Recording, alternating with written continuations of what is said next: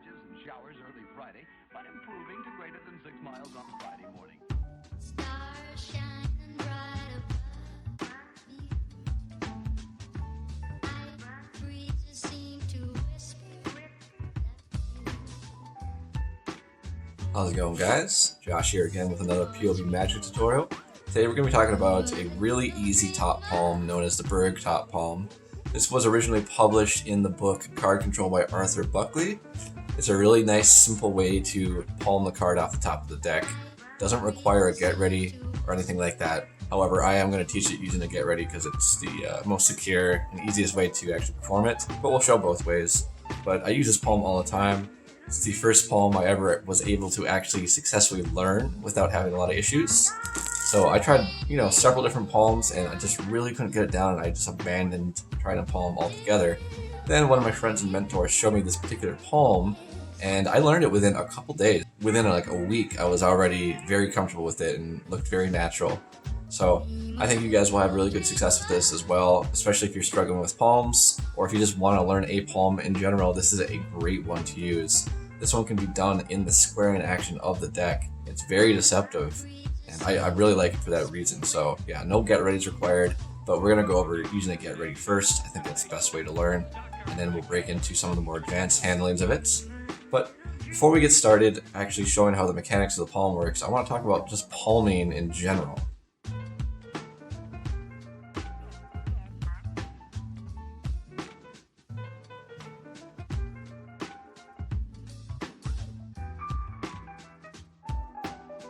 Set down the deck, and I want you to open your fingers and extend them like this. Then turn your wrists over and disengage the muscles, and drop your hands down to your side. So take notice of what this looks like. Look at the posture of the fingers. You see how the thumbs curl in with the fingers and they touch? This is a natural, relaxed, disengaged look. This is what we want our palms to emulate. And to be honest, you can actually make your palm emulate this pose pretty much exactly. So it's really nice. Now, a lot of people, when they teach palms, they teach it like something like this, to have your fingers kind of extended and closed so there's no windows with the thumb down like this. I think the reason people teach it this way is because they're afraid that they're going to bend the cards too much. But this is really not that natural of a pose if you think about it. And again, like I was explaining, it really doesn't emulate a resting action very well. So what we're going to do instead is just curl the fingers in until the thumb touches the index finger like this. Now we're just going to rest that down. Now really take note of what both my hands look like. They match each other. This is what a relaxed pose looks like. This is the most deceptive way to hold the palm. So this is actually more difficult to do as well, and it's not as secure. It really doesn't look as natural. This is my opinion. This is how I do it, and it works very well for me. But I learned this from another one of my mentors who's been doing magic for I think 20 or 30 years now, and this is how he taught me to hold a palm. And ever since I learned it this way, I've never gone back. This is how I do it all the time now. It works fantastic. So if you're watching other tutorials and they're telling you to palm the card like this, try doing it this way instead. It really works really well. And it's very easy to get the bend out of the card. It's not really a concern of yours anyway. People honestly are not going to be able to notice, especially when you present the card and you show it. You can just give it a slight bend back like this as you show it. It's going to go over just fine. You can also hold the card at the top and bottom here with the thumb pushing down, just like this, and then you just give it a slight bend in the other direction, and it looks completely normal now. There's also another thing you can do. So if you want to replace the card back on top of the deck, you can just replace it to the top, and in the riffle action, that will take the bend out of the card as well. So do not worry at all about putting a bend in the card. It's ridiculous that people are worrying about that. Definitely do not worry about that. There's even more things we can do. When it comes out of the pocket, you can take it out of the pocket and bend it as it comes out of the pocket. I mean, there's a whole bunch of things you can do, but there's really no concern here. So let's try to make our palm look as natural as possible without being worried about things that are really just completely moot. All right? So sorry about that little rant there, but that is something I wanted to get out there.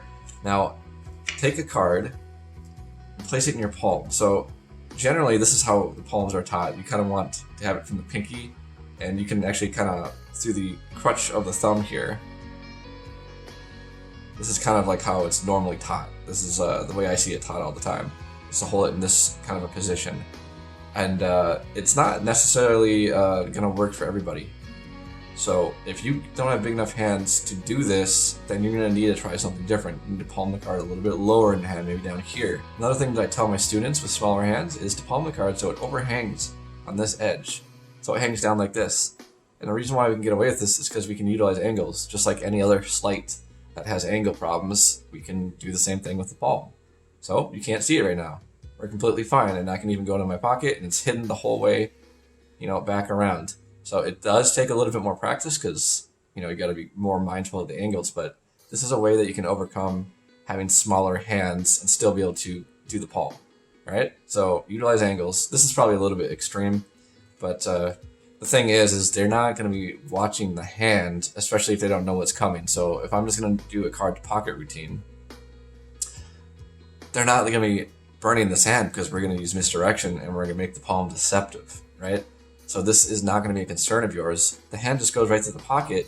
They don't have time to notice anything. Even if it was sticking out like this and you go to your pocket, it's already going to be in your pocket and you're going to be taking it out by the time they really are looking at your hand. Okay, depending on what the routine is, obviously if you're going to go to the pocket a few times, then they might be watching your hands a lot more carefully, and that's when you need to be much more clever with how you use your misdirection.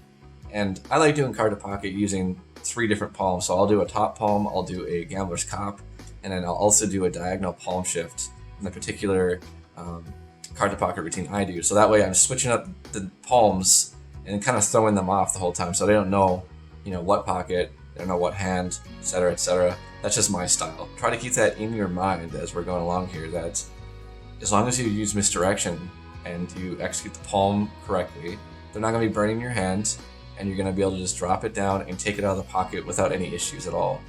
Obviously, you're going to need to record yourself on video to make sure you're not flashing, because we want to be as perfect as we can, not be sloppy and not be lazy with our sleight of hand. So that's my 2 cents on the general idea of how to palm the card. Obviously, it's going to be different for everybody, and I know a lot of magicians say, oh, people who complain about small hands, they're just making up excuses. That's not the case. People legitimately have small hands. People legitimately have hands half the size of me. Alright, so we can't just pretend like it's just a BS excuse, alright? But again, we can utilize angles and several different techniques and misdirection, so we don't have to worry about that, okay? Do not get discouraged and give up palming if you have small hands. You can do it. You really can. And we're going to be teaching the Gambler's Cop on the channel very soon here. Probably this week I'll be doing the Gambler's Cop. That is the best palm if you have small hands, and it's my favorite palm actually. It's very deceptive. It really doesn't feel like you have anything in your hand, and you don't need to have big hands for it. It's just covered by angles. So anyway, we're getting off track here. So let's talk about how we actually get into the Berg's palm. So what we're going to do as we're learning is use a get ready first. So I'm going to teach the classic get ready, and that looks something like this. You just push over a little bit and then get yourself a pinky break. This does seem pretty straightforward, but it's actually, there is a procedure to it. So you want to make sure you're pushing the card over from below the midline of the deck here. So if you push it over up here, it's not going to work. So you need to go below the midline. I like going close to the pinky. So I just come down, push it over just a bit, and then I square it back up. My ring finger and middle finger by pushing in. Now I have a pinky break. So that's the classic get ready. Now, you never do this with a pose like this. You always do this after you got done controlling or shuffling the cards. So after you control or shuffle the cards, you're going to relax your hands. And then when you're here, you're going to kill your wrist like this. And that's when we do the classic get ready. And then we're good to go. Now we can come back up to a presentational pose. This is something I talk about quite a bit on my channel, is different body posture and how body language affects and can misdirect the audience. So if we're always sitting in this posture, this is something I did as a beginner all the time. I would always be in this posture, no matter what was happening. And it made me look very unprofessional, and I was very nervous looking, and it was just bad, okay? So please try to utilize making misdirection beats and off beats and stuff like that. Anytime you have a chance and there's nothing going on and you need to do something sneaky, just drop your hands down and relax. Just like this. Just relax. And then we can get ready here. We can do a pinky count. We can do a classic get ready. Anything we need. Even if I'm not doing anything sneaky, I will drop my hands down and relax like this. It's very important to convey relaxation and to drop tension with the audience at key moments. And it allows you to do a lot more stuff as a magician. So this is something you need to utilize and practice. I can't emphasize it enough. You need to relax your hands and just try to really convey this relaxed and loose attitude, okay? And I can do a lot of different stuff here when I kill my wrist. I can do all kinds of different stuff. I can turn a card around so it's face up on the deck and then take your card back and then do like that ambitious card kind of technique thing. You know, there's a whole bunch of stuff you can do. So definitely utilize killing the wrist and relaxing the hands. But anyway, with that out of the way, make sure you got yourself a little pinky break here. Now this is how we actually will execute the palm. So I'm going to show the original handling of it and then talk about a couple different subtleties or just different handlings that I do. It's more comfortable for my particular situation. So to start the palm, what we're going to do is jam the thumb against the bottom left of the pack here. So it contacts back here. Now the pad of the pinky will contact the upper right corner of the card here. And then the first joint of the index finger contacts the upper left corner. So it looks like this. Alright, so the pinky is pretty much lined up right there with the edge on the pad. It's pointer finger, I do it on the first joint. So that's the way, that's my handling. To me, it just seems more natural to me. And then again, the thumb is back here. I do sometimes have my thumb here too. But that's just a wonky handling that I do. But that can work as well, and then you can come here and then bring the thumb here as you actually do the palm. But I'm not going to get into that. We're just going to focus on the basic handling of it. Alright, so do the get ready. Push over, do a small little break there. You're going to contact the thumb here, pinky contacts here, index here. Now these other fingers are not doing too much, they are obviously contacting, but you can actually try to get a little bit more surface area on the card. So what I'm trying to do here is when I put my pinky and index down, I'm trying to lay my other fingers down a little bit flat as well, so I have more surface area contact on the card. This will actually help ensure that we're only palming one card. That's not going to matter for this particular version because we're using the get ready, so we're only going to get one card because we're using the get ready.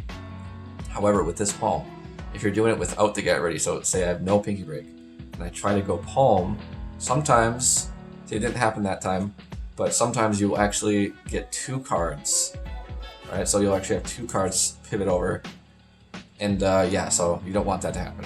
So how you can kind of help prevent that is just having more surface area contact with the other fingers. And that's all happening pretty much here at the second joint. What you're going to try to do is lay your fingers down a little bit flatter so the second joint is contacting across all four of the fingers. Nothing too crazy. So how we actually start executing this is we're going to push forwards, but also kind of inwards as well. So what happens is it will start to pivot off of the thumb in your deckhand. All right. Now what we're going to do is we're actually going to go way over. All right, you see how the card's actually going out in front now? The reason we're doing this is because we need to be able to curl our fingers like this.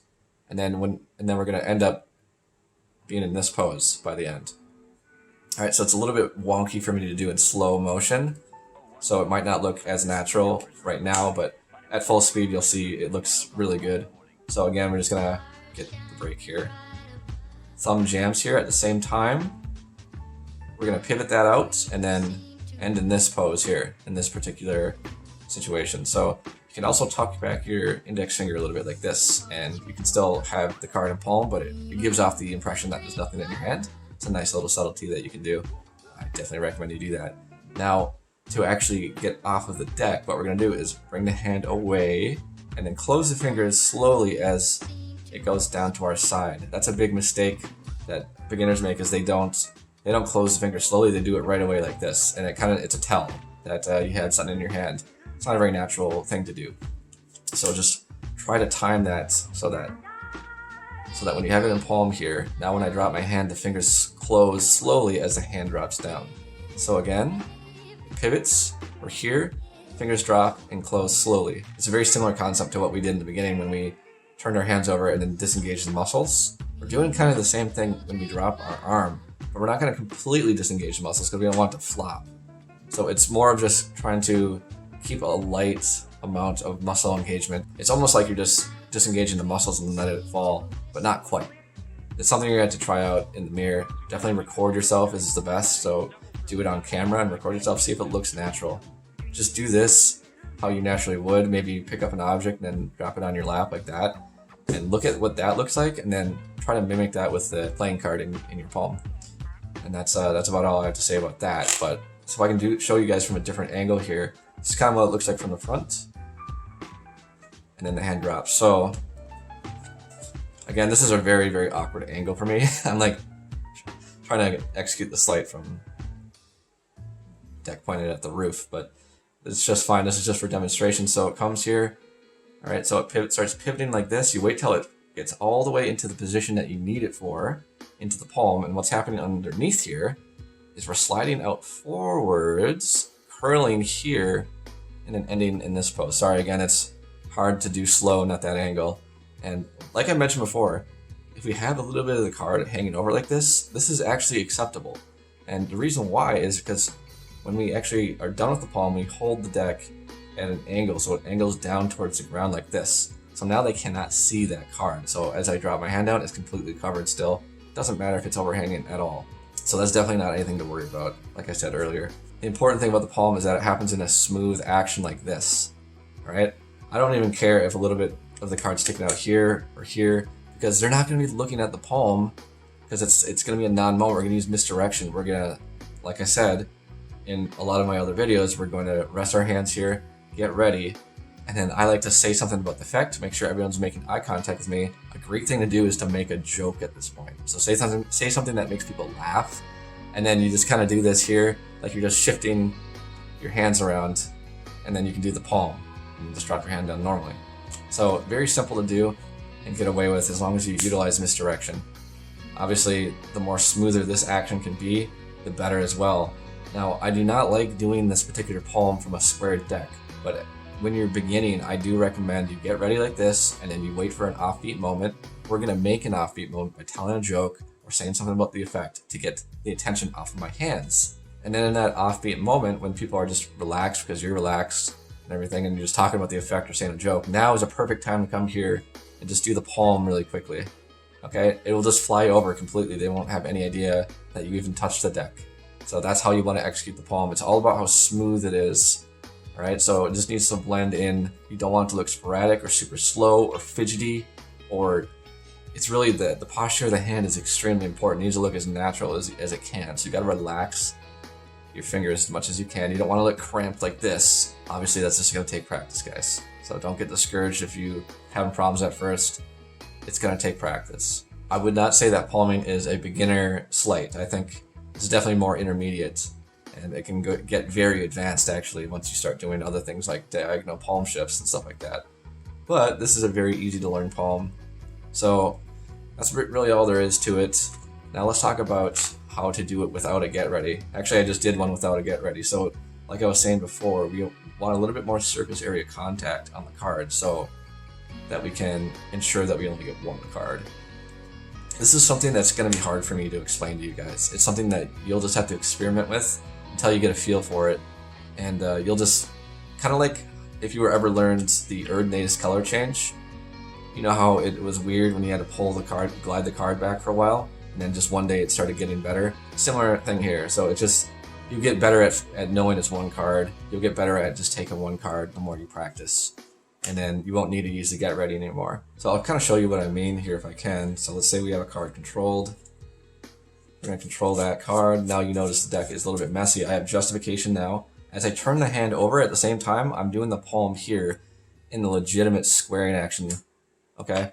That's a little bit more advanced. It is difficult to do, but that is the most deceptive way that I'm going to teach right now to do the palm. Obviously, there are even more deceptive ways that are more advanced, but I'm not really at liberty to teach those particular subtleties. But I want you guys to go out and research, do your own reading, pick up some books, go look at other guys who are really good at palming cards and look at what they do and try to learn more. There's a lot more to learn. Don't just learn this one palm and then just be done. Try to learn a little bit more, learn some other subtleties to make it as deceptive as you can. There's definitely more deceptive ways to handle this. However, the way I'm showing you is very deceptive and it works very well. So my favorite way to palm the card is after like a Mahatma control like so, because the deck is just going to be naturally messy like this. So I have perfect justification to come here and do the palm. And it also blends in with the hand turning over. It's a very deceptive way to do the palm because it looks like you're just squaring up the deck for real, and you are squaring up the deck for real. So that's just a little tip there. So that's just a couple ideas. You could also dribble the cards like so. And I don't recommend doing it that way. I have a friend, Bola, who he did this dribble one time and spectators actually thought he was shuffling the cards. So lay people they don't really know what a dribble is. So I don't really recommend using the dribble to unsquare the deck. It's not really necessary. You can simply just lightly spread the cards like so. And now I have justification to come onto the deck and square it up as I palm. But yeah, you can obviously do it from a pass as well. But a pass is not going to leave your deck quite as messy afterwards. So it's a little bit weird to do it like that. I actually prefer doing it with the Mahatma, but that's an option. So just keep that in mind. You can try to do the palm during the squaring action. That's the most deceptive way to do it. And I saw a lot of people taught it with a dribble on YouTube, but again, like I said, a dribble is not something people have really seen before. It's not the best way to do it, so just keep that in mind as well. So once we have the card in palm, again, we're gonna touch the fingers together like this. This is a very natural way to do it. I'm just gonna briefly talk about how you can go into the pockets, the front pocket here. Now I'm wearing kind of skinny jeans right now, and I'm sitting down, and I'm way too lazy to set up the camera in a different position. So what you want to do is make sure you wear loose jeans. I'm wearing tight jeans, so this is really not ideal, but hey, it will work just for demonstration purposes. What we're gonna do is we're gonna come in, you're gonna shove the card down in like this, and then pull it out just by grabbing it with the thumb and pointer. And you kind of bend it out like this. That helps take the bend out of it. Actually, I bent it up because I jammed it too hard down there. Just be careful. It's just because I'm wearing skinny jeans. But normally you won't have a discrepancy like that. So you come in, and there are other subtleties to go into the pocket that look better than this, but again, I'm not going to teach those today. But you come in, you jam it down, and then when you come out, pull it out like this, instead of pulling it out, holding onto it deeper, because that kind of gives away what you did, right? So this card's actually completely jacked right now, but we'll use a different one. So one more time, come here, you get shoved down like that, and it gets pulled out like this. Sorry, don't ever touch your hand to the pocket like that. But yeah, these jeans are too skinny. Sorry guys, I should have worn different pants for this tutorial. But you'll figure it out. It's nothing complicated. You just shove it down in there, right? So if you could see inside what's happening, this is what it looks like. It gets shoved, and then I curl my fingers and push it down, and then I pull it out like that. So that's what's happening inside the pocket. One more time. It slides in, curl the fingers, push it down, and then pull it out, only grabbing it with the index and thumb. So that's the little way that you can go into the front pocket, which is a nice little touch that you can do. You can also just go into your back pocket. That way you don't have to do anything convincing like that. You don't have to do any extra subtleties like that. If you just go to your back pocket. So if you're just learning how to palm for the first time, you can just come and go into your back pocket and take it out of the back pocket, and then you're fully covered. You don't have to worry about doing any of those subtle actions. But I do like taking it out the front pocket. It looks really convincing, and yeah. So that's just a couple points there on that. So that's pretty much everything, guys. I think we covered all that you need to know about this particular palm.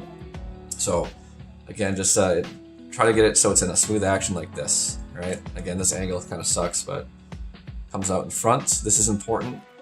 Just as a side note for the end, I do want to emphasize that you need to come over the front edge of the deck a good amount here. So if I'm trying to expose it, you really are going to come out pretty far, like even this far out in front, if you guys can see that, because that allows me to curl my fingers in the position that they would actually be in after I palm the card.